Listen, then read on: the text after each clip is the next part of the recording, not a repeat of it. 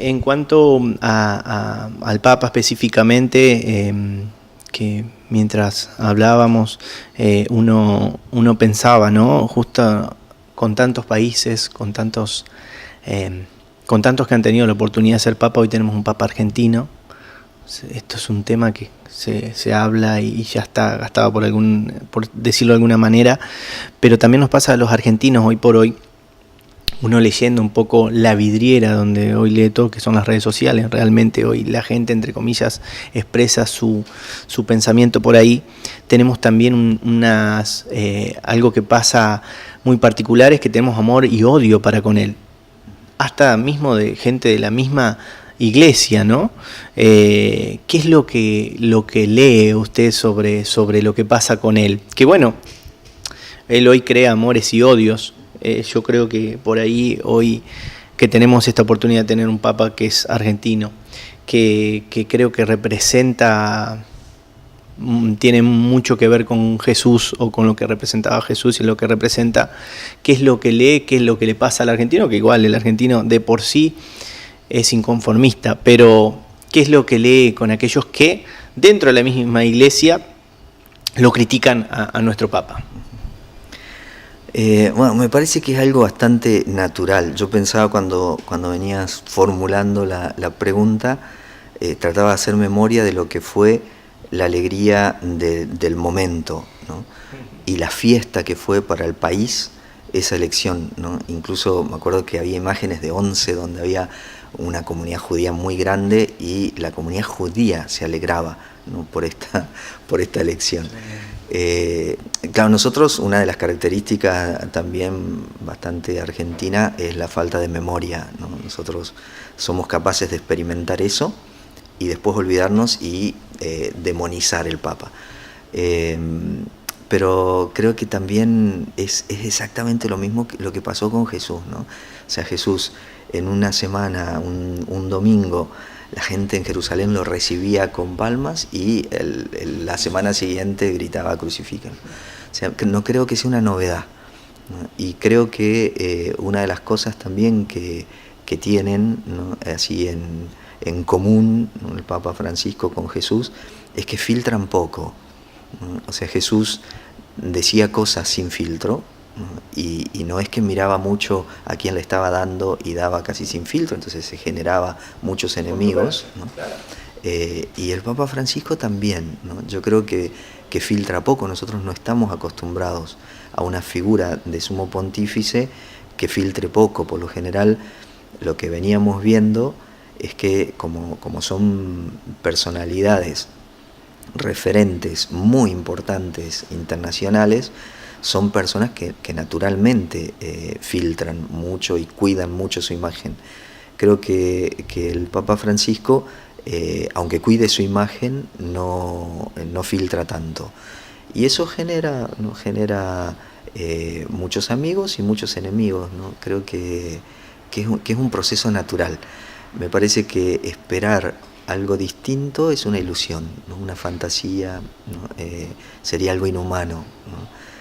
Pasó con todos, pasó con Juan Pablo, pasó con Benedicto y pasa con Francisco. El tema es quizás que todo ahora se evidencia mucho más, ¿no?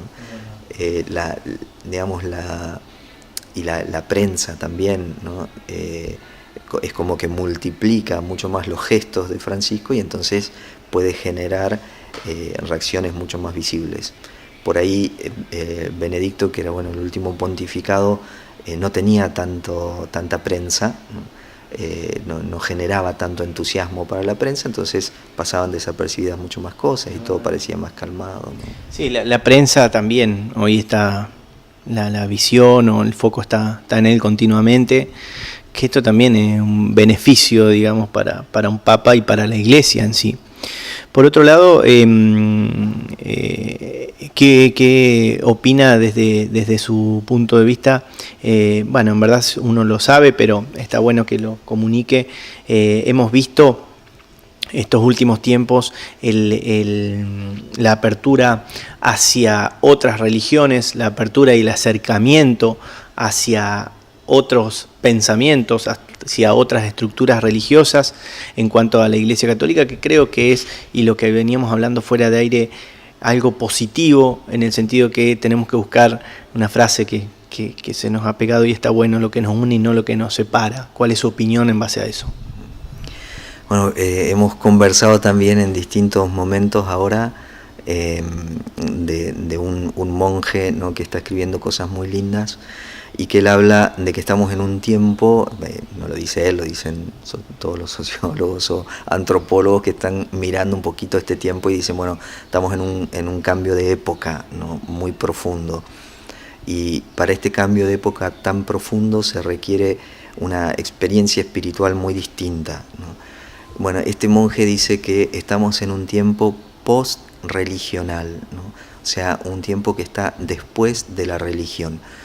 Y para este tiempo post-religional haríamos bien, dice él, en mirar, contemplar el tiempo pre-religional del cristianismo. Es decir, nosotros antes de volvernos religión, y sobre todo religión del Estado en el 313 con Constantino, el cristianismo era una experiencia religiosa, ¿no? Era una experiencia de encuentro con Jesús y de seguimiento de Jesús. Entonces este monje y muchos teólogos hablan de la necesidad de una vuelta a Jesús, ¿no? Y cuando se vuelve a Jesús se vuelve al Padre, y cuando uno está en el Padre entonces puede dialogar perfectamente, y puede no solamente dialogar sino celebrar, ¿no?, y compartir la vida con todos los creyentes, ¿no?, y también con los no creyentes, ¿no?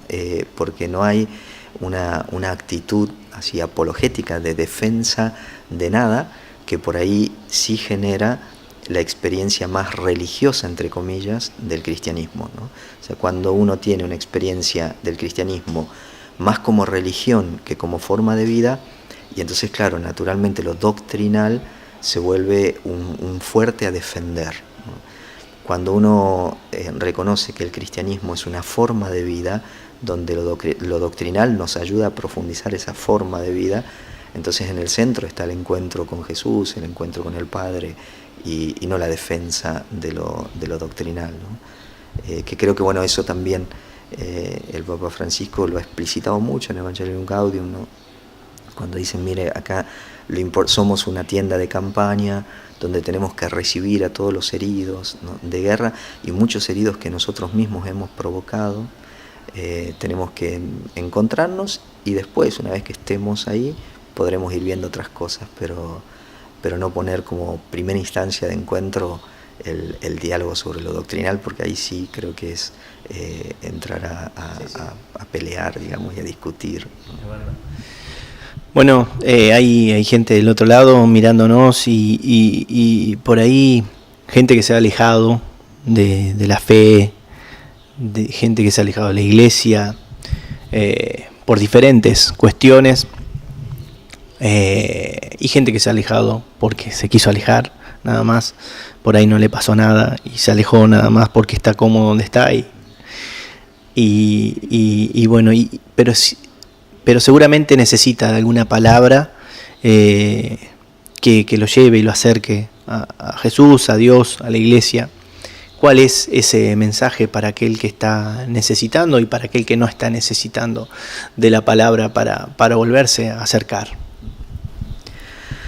Yo diría por ahí que escuchar un poco más el corazón, ¿no?, y dejar de pelear con las formas, ¿no? Yo creo, porque he tenido la experiencia también de encontrarme con mucha gente que se aleja por pelear con las formas, ¿no?, de la experiencia espiritual, ¿no?, de lo religioso. Y me parece una pena, porque se pierde algo que le es esencial, ¿no? Hay un texto precioso del libro del Eclesiástico, ¿no?, en el capítulo 37, cuando habla de los consejeros, ¿no?, dice un montón de consejos para escuchar o no al consejero, y después en el versículo 13 dice, pero sobre todo escucha tu corazón, porque nadie te será más fiel que él, ¿no? Y eso creo que es importantísimo, ¿no?, la escucha del corazón, porque el corazón nos pide constantemente trascendernos, ¿no?, ir más allá de nosotros mismos, y creo que esa es la voz de una necesidad espiritual profunda, una comunión, ¿no? con una verdad que nos trasciende, del que nadie es propietario, ¿no? Jesús decía que la verdad nos hará libres, y hay otra cosa, que la verdad es libre, ¿no? O sea, nadie se puede apropiar de la verdad, ¿no? Porque la verdad es libre, y porque la verdad es libre nos puede liberar. Los cristianos creemos que esa verdad es Jesús, ¿no? Y entonces creemos que en la comunión con Jesús nosotros vamos a vivir, ¿no? Este proceso de liberación de un montón de cosas que tenemos, ¿no? Y que necesitamos como purificar y demás.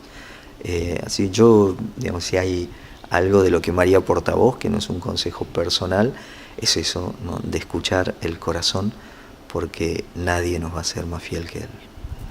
Bueno, Padre, agradecerle mucho este tiempo, agradecerle, bueno, su visita. Por ahí hablábamos también de, bueno, usted es de acá, de la localidad, no sé si, bueno, tiene sus vínculos, ¿no es cierto?, acá, pero bueno, me imagino debe extrañar un poco sus pasos una vez por año acá. A veces nos hace que extrañe un poco y dar ganas de venirse para estos lados, fuera de su misión, ¿no?, del lugar donde tiene que estar. ¿Cuál es su sentimiento para con la localidad? Bueno, creo que a mí me entusiasma mucho el ver o el experimentar la sed, ¿no?, que hay.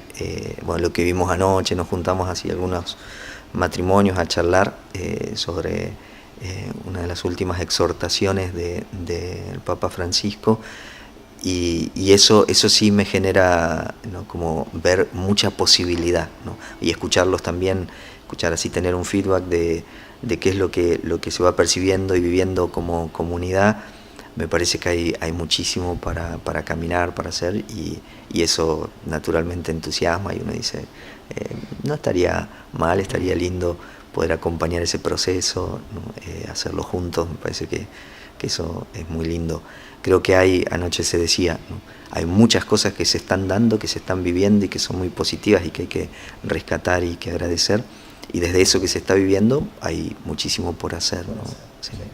Bueno, si usted quiere, para aquel televidente, para aquel que está del otro lado, para aquel que nos pueda ver después por redes sociales, dejarnos una bendición, unas palabras para el televidente y para aquel que le lleguemos, por favor. Bueno, sí, los invito a que nos pongamos unos segunditos en escucha del corazón y en reconocer la necesidad que tenemos de que Dios diga bien sobre nosotros, ¿no? Eso es la bendición. Y ahora les doy la bendición. Que el Señor los bendiga y los guarde, les muestre su rostro, tenga misericordia de ustedes y les conceda la paz. Que el Señor los bendiga en el nombre del Padre, del Hijo y del Espíritu Santo. Amén. Amén. Amén.